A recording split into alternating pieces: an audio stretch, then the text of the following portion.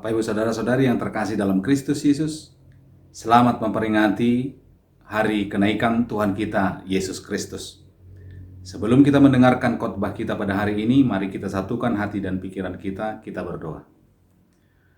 Damai sejahtera yang dari Allah Bapa yang melampaui segala akal akan memberkati hati dan pikiranmu sekalian dalam Kristus Yesus Tuhan kita. Amin. Firman Tuhan yang menjadi khotbah di dalam perayaan hari kenaikan Tuhan Yesus Kristus pada hari ini diambil dari kitab Markus pasal 16 ayat 15 sampai ayat 20. Saya akan membacakan untuk kita semua. Demikian firman Tuhan. Lalu ia berkata kepada mereka, "Pergilah ke seluruh dunia, beritakanlah Injil kepada segala makhluk.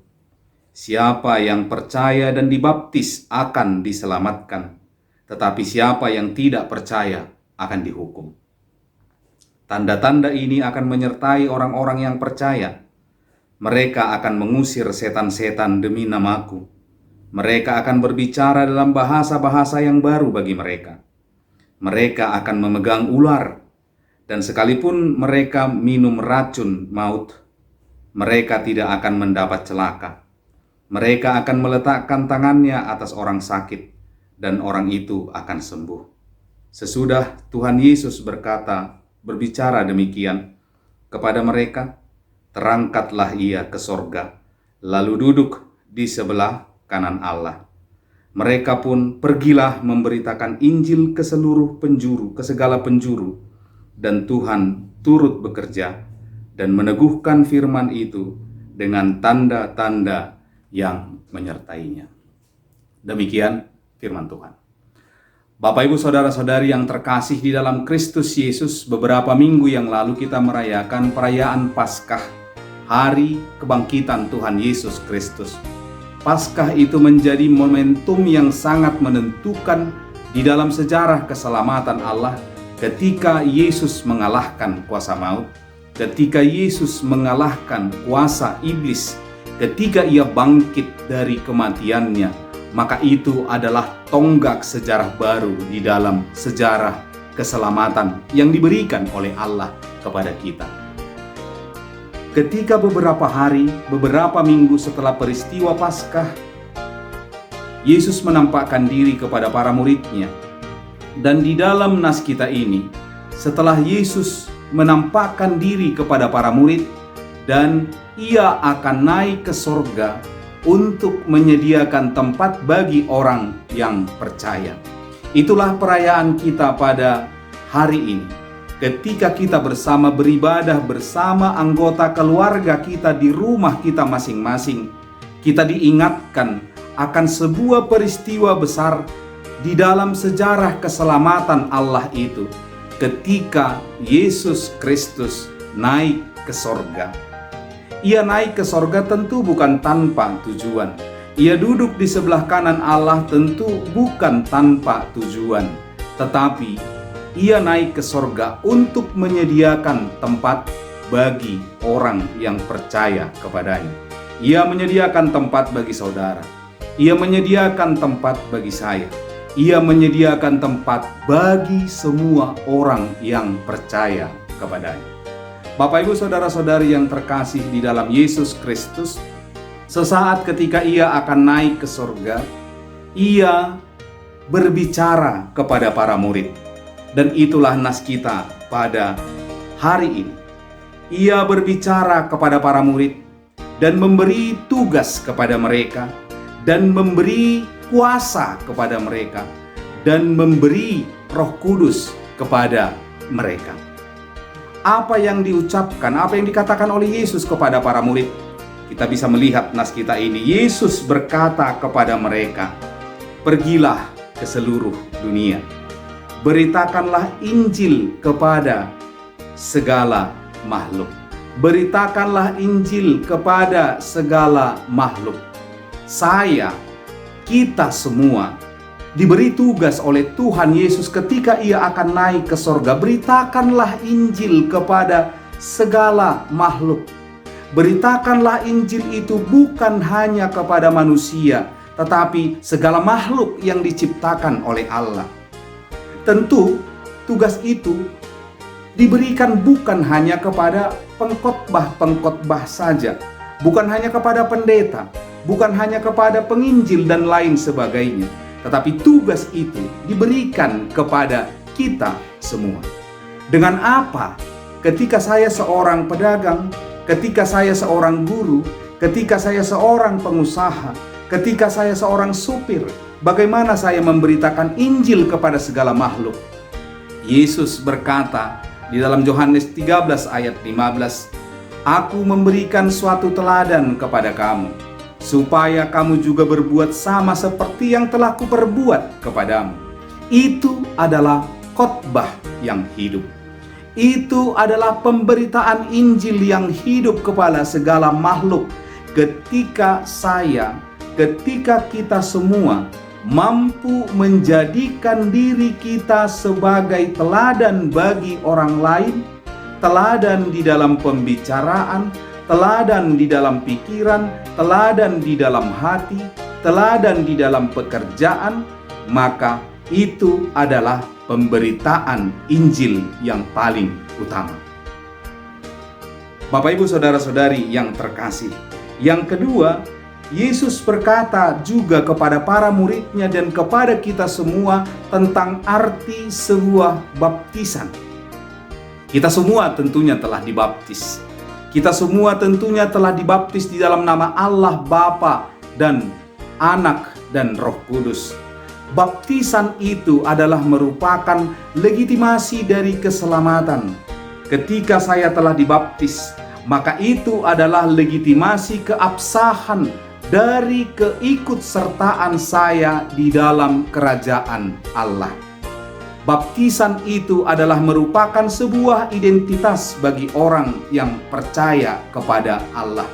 Baptisan itu juga yang dikatakan oleh Rasul Paulus di dalam Rom pasal 6 ayat 3 sampai dengan ayat 6, dengan baptisan itu kita ikut bersama di dalam penderitaan Allah, kita ikut bersama di dalam penyaliban Yesus, kita ikut bersama di dalam penguburan bersama dengan Yesus, dan kita juga ikut bangkit bersama dengan kebangkitan Tuhan Yesus Kristus.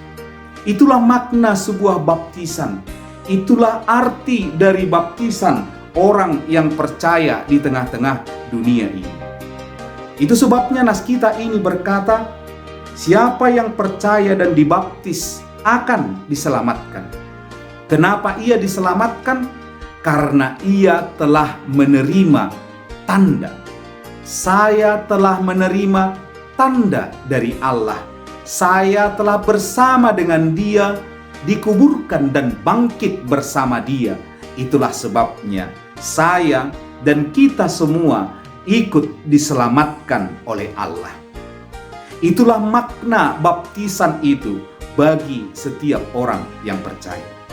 Selanjutnya, Yesus berkata di dalam nas kita ini, ketika ia akan memberangkatkan orang yang percaya untuk memberitakan Injil, ketika Allah memberangkatkan saudara semua di dalam pekerjaan setiap hari menjadi teladan, Allah memberangkatkan kita semua dengan kuasa. Ia akan menyertai orang-orang yang percaya. Ia akan memberikan kuasa kepada orang-orang yang percaya. Mereka akan memegang ular, dan sekalipun mereka minum racun maut, mereka tidak mendapat celaka. Bapak, Ibu, saudara-saudari yang terkasih, ketika kita membaca ayat 18 ini, ketika Yesus mengatakan mereka akan memegang ular dan sekalipun mereka minum racun maut, mereka tidak akan mendapat celaka, tentunya kita tidak memahaminya secara harafiah. Tentunya saya sebagai seorang yang percaya, saya sebagai pendeta, tidak serta-merta ketika saya memegang ular, maka tidak akan terjadi apa-apa dengan saya. Saya terluput dari maut. Saya terluput dari segala macam bara bahaya. Bukan seperti itu yang dikatakan oleh nas kita ini. Tetapi ketika kita jauh melihat ke belakang di dalam perjanjian lama, ular itu adalah merupakan simbol dari iblis. Ular itu adalah simbol dari dosa. Dan racun itu adalah simbol dari kematian. Artinya adalah orang yang percaya, yang telah dibaptis di dalam nama Allah Bapa, Anak, dan Roh Kudus, dia akan mampu mengalahkan kuasa iblis. Dia akan mampu mengalahkan ular. Dia akan mampu mengalahkan maut. Karena maut tidaklah menghalangi hubungan saya dengan Allah. Karena kuasa maut itu, racun maut itu tidak dapat memisahkan saya dengan Allah. Begitulah kita memaknai ketika firman Tuhan ini mengatakan mereka akan memegang ular dan sekalipun mereka minum racun maut, mereka tidak akan mendapat celaka. Artinya setiap orang yang percaya, ia akan mampu mengalahkan iblis, mengalahkan dosa, karena kita telah dijadikan Allah menjadi manusia yang baru. Bapak Ibu saudara-saudari yang terkasih di dalam Yesus Kristus, setelah Yesus menyampaikan perintah dan kuasa itu kepada para murid, setelah itu kita dengarkan pada hari ini ketika kita merayakan perayaan kenaikan Tuhan Yesus Kristus, maka kita digerakkan oleh kuasa Roh Kudus.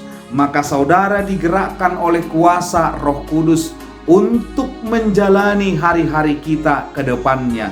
Kita melihat di akhir nas kita ini, sesudah Yesus berbicara demikian, terangkatlah ia ke sorga. Lalu di ayat 20 dikatakan, mereka pun pergilah memberitakan Injil ke seluruh penjuru. Dan Tuhan turut bekerja dan meneguhkan firman itu dengan tanda-tanda yang menyertainya. Yakinlah, percayalah, Tuhan ikut bekerja. Tuhan turut bekerja dan meneguhkan firman itu di dalam diri kita. Sehingga ketika kita menghadapi berbagai pergumulan di tengah-tengah dunia ini, ketika kita menghadapi persoalan menjadi seorang teladan, maka Allah ada meneguhkan firman-Nya di dalam diri kita. Sehingga rasa takut itu, rasa khawatir itu, rasa ketakutan itu tidak menjadikan kita menjadi berdosa. Bisa saja saat ini kondisi kita belumlah seperti yang kita inginkan dengan pandemi COVID-19 ini. Bisa saja saat ini kita bisa belum keluar dari persoalan besar di tengah-tengah bangsa dan negara kita. Tetapi kita memiliki pengharapan bahwa Allah bekerja dan meneguhkan firman-Nya di dalam diri saya, supaya saya mampu melewati hari-hari ini dan memenangkan perjuangan ini di tengah-tengah kehidupan saya. Amin. Kita berdoa. Allah Bapa yang kami kenal di dalam nama Tuhan Yesus Kristus, terima kasih atas firman-Mu yang telah kami dengarkan pada hari ini. Ketika kami merayakan peristiwa kenaikan anak-Mu Tuhan Yesus Kristus untuk menyediakan tempat bagi kami orang yang percaya, maka kuatkan kami Tuhan untuk menantikan anak-Mu Tuhan Yesus Kristus yang akan datang kedua kalinya ke dunia ini. Berikan kepada kami sukacita, berikan kekuatan kepada pemerintah kami dan tenaga medis kami. Berkati seluruh warga jemaat-Mu Tuhan dimanapun mereka berada, supaya dengan berkat yang tercurah bagi mereka, mereka semakin bersukacita di tengah-tengah kehidupan mereka. Ampuni kami dari segala dosa dan kesalahan kami. Dalam Kristus Yesus kami berdoa dan mengucap syukur. Amin.